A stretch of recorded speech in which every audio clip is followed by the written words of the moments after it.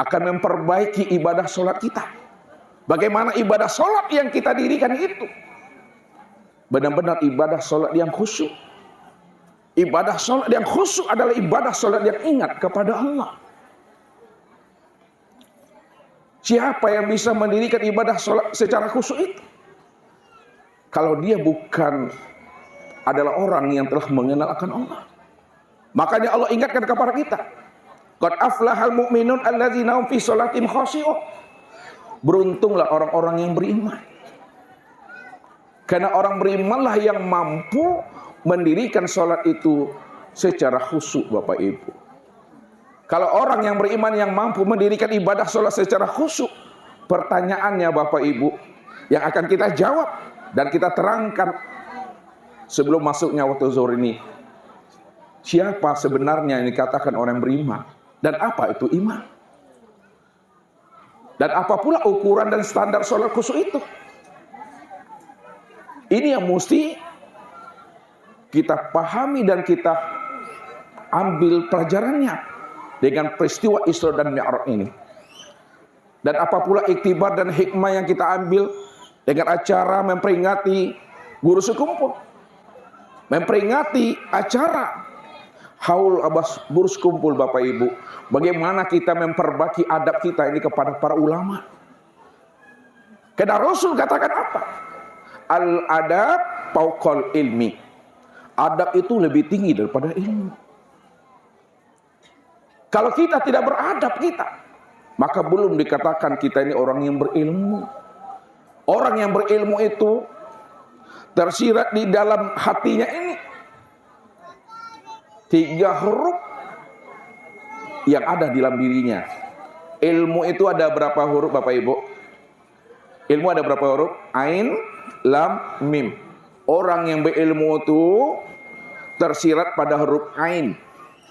Ain itu maknanya ailiyin. Orang yang berilmu itu adalah orang yang memiliki derajat dan maqam yang tinggi. Dikenal dia di bumi dan dikenal pula dia di langit. Allah angkat derajatnya. Yang kedua, orang yang berilmu itu tersirat di dalam dadanya huruf lam. Lam itu maknanya latif. Orang yang berilmu itu memiliki kepribadian yang halus, kepribadian yang lembut, karena dia telah mengenal akan rahasia dirinya. Maka disitulah dia memiliki kepribadian yang halus. Dan yang terakhir, Bapak Ibu, orang yang berilmu itu tersirat di dalam dadanya tuh huruf mim. Itu maknanya malik. Dia mampu menjadi pemimpin, mampu dia ini menjadi imam, mampu dia ini membimbing dan menuntun umat ini untuk bisa usul kepada Allah. Apabila 3 hal ini telah tertanam di dalam dirinya, maka itulah yang disebut namanya orang yang berilmu tadi. Maka memperingati Abaguru sekumpul, itu hakikatnya kita akan memperbaiki adab kita ini kepada para ulama. Apa kata Rasul kepada kita? Man akroma aliman faqad akromani. Wa man akromani faqad akramallah. Wa man akramallah fa ma'wahul jannah.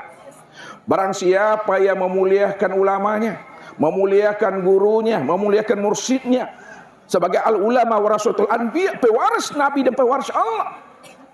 Apa kata Rasul? Faqad akromani. Sama artinya dia telah memuliakan aku. Apa sebabnya? Memuliakan ulama sama artinya memuliakan Rasul. Karena al-ulama warasatul anbiya. Ulama itu adalah pewaris Nabi. Kalaulah ulama itu pewaris Nabi, Bapak Ibu, apa sebenarnya yang diwariskan Nabi itu kepada ulama? Sehingga ulama itu dikatakan pewaris Nabi. Ulama itu dikatakan sebagai pewaris Nabi. Karena yang diwariskan Nabi kepada ulama itu adalah kulimah la ilaha illallah. Bagaimana kita ini mampu mengesahkan Allah itu, mengesahkan zatnya, mengesahkan sifatnya, mengesahkan asma dan af'alnya, sehingga tidak lagi terpandang sebesar zarah perbuatan hamba dan makhluk di muka bumi ini, melainkan hanya semata-mata perbuatan Allah. Wallahu khalaqakum wa ma ta'malun. Allah yang menciptakan dirimu, yang zahir dan yang batin. Dan apa-apa yang kamu perbuat, kata Allah, kul kulu min indillah. Itulah rahasianya. Maka siapa yang telah memuliakan ulama, sudah sama di artinya memuliakan Nabi. Siapa yang memuliakan Nabi, sudah sama artinya dia memuliakan Allah. Dan siapa yang memuliakan Allah, fama'wahul jannah, maka Allah masukkan dia ke dalam jannahnya. Man zaro aliman faka'annama zaroni. Barang siapa yang bersilaturahim, berkunjung dia kepada ulamanya, kepada gurunya, kepada mursyidnya, faka'annama zaroni, sama artinya dia telah berkunjung bersilaturahim dengan aku di dunia ini, kata Rasul. Wa man safaha aliman faka'annama safahani. Barang siapa yang telah bersilaturahim dengan gurunya, dengan ulamanya, lalu dia berjabatan tangan dengan guru dan ulamanya sebagai pewaris Nabi, faka'annama safahani, sama artinya dia telah berjabatan tangan dengan aku di dunia ini. Wa man jalasa aliman faka'annama jalasani fid dunya wa man jalasani fid dunya ajlastuhu ma'i yaumal qiyamah. Siapa yang telah bersilaturahim dengan gurunya, lalu berjabatan tangan dengan gurunya, kemudian dia duduk sehamparan dengan ulamanya, duduk sehamparan dengan gurunya, dengan mursyidnya, sama artinya dia telah duduk sehamparan dengan aku di dunia ini. Siapa yang telah duduk sehamparan dengan aku di dunia, ajlastuhu ma'i yaumal qiyamah, maka di akhirat nanti dia juga duduk sehamparan dengan aku, kata Rasul. Begitulah kita menanamkan adab kepada ulama. Karena al ulama warasatul anbiya, walaulah murabbi ma'araftu rabbi. Kalau bukan karena ulama, kalau bukan seorang mursyid, maka kita tidak akan pernah bisa wusul untuk berliku dan bermusyahadah dengan Allah. Maka tanamkan adab di situ, sehingga kita benar-benar dibimbing dan dituntunnya untuk bisa wusul kepada Allah. Ini Allah katakan kepada kita, ya bataguna ila rabbihim wasilah ayyuhum aqrabu. Mereka senantiasa mencari wasilah untuk bisa wusul kepada Allah. Maka untuk bisa wusul kita kepada Allah, carilah wasilah. Siapa di antara mereka yang paling hampir ruhani dan jiwanya untuk bisa kenal akan Allah? Seorang guru, seorang mursyid yang mana ruhani dan jiwanya telah terpatri mengenal Allah dengan pengenalan sempurna, maka dialah yang akan menghantarkan ruhani kita untuk bisa liqah, bermusyahadah dengan Tuhan kita. Maka carilah mereka itu. Mencari mereka itu taubatnya sama seperti mutiara yang tercecer di gunung pasir, Bapak Ibu. Sulit, Bapak Ibu, tapi ada. Apa tanda-tandanya, kata Rasul? Apabila engkau dengarkan kalam-kalamnya, engkau dengarkan nasihat-nasihatnya, engkau dengarkan ucapannya, bertambah ilmumu tentang rahasia dirimu itu, sehingga kamu bisa mengenal akan Tuhan. Engkau lihat wajahnya, maka mengingatkan engkau akan Rabbmu. Dan apabila engkau lihat tabiatnya, engkau lihat perangannya, engkau lihat sifatnya, mengingatkan diri engkau, mempersiapkan amal, bekal dan diri menghadapi namanya akan kematian. Dia mengajarkan kepada kita ilmu tauhid, mengajarkan kepada kita ilmu ma'rifat, mengajarkan kepada kita ilmu tasawuf, dan mengajarkan kita adalah ilmu syariat. Maka keempat ilmu ini mesti ada pada diri kita dari setiap ibadah dan ketaatan yang kita kerjakan. Ilmu syariat itu, Bapak Ibu, yang disebut nama ilmu fikih. Ilmu syariat itu menghantarkan kita untuk sampai kepada thariqat. Jadi belajar ilmu syariat ini wasilah untuk bisa usul kepada thariqat. Ilmu thariqat itulah wasilah dan jalan kita untuk sampai kepada hakikat. Ilmu hakikat juga wasilah untuk bisa sampai kita kepada ma'rifat. Dan ilmu ma'rifat itulah wasilah untuk bisa usul kepada Allah. Mana ilmu syariat, mana ilmu thariqat, mana ilmu hakikat, dan pula yang dikatakan namanya ilmu ma'rifat, ada pada diri kita ini semuanya. Yang dikatakan ilmu syariat itu, itulah yang disebut namanya ilmu fikih. Ilmu fikih itu, ini pakaian bagi tubuh. Ilmu fikih itu pakaian bagi tubuh. Kalaulah tubuh kita ini nampak indahnya, nampak moleknya, nampak cantiknya, maka bungkuslah tubuh kita ini dengan ilmu syariat. Karena ilmu syariat itulah sebenarnya tempat memandang sifat jamalullah.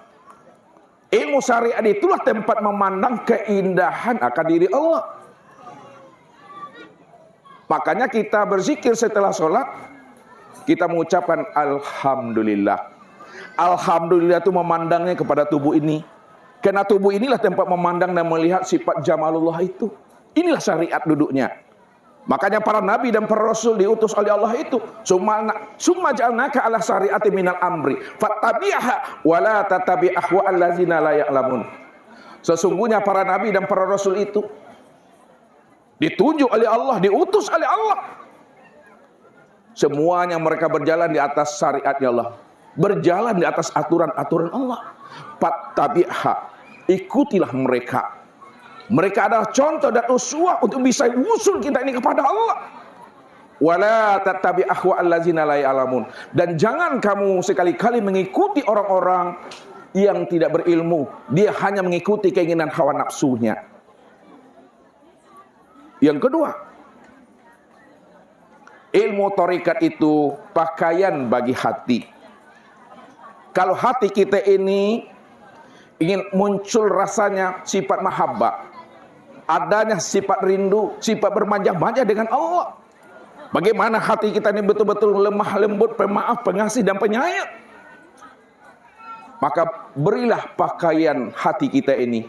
Pakaian hati kita itu yang disebut namanya ilmu thariqat tasawuf. Supaya hati kita itu ada sifat ikhlasnya, ada sifat sabarnya, ada sifat tawakalnya, ada sifat wara' dan zuhudnya. Maka bungkus hati kita dengan ilmu tasawuf supaya nampak adab itu. Yang ketiga, ilmu hakikat itu yang disebut namanya pakaian bagi ruh.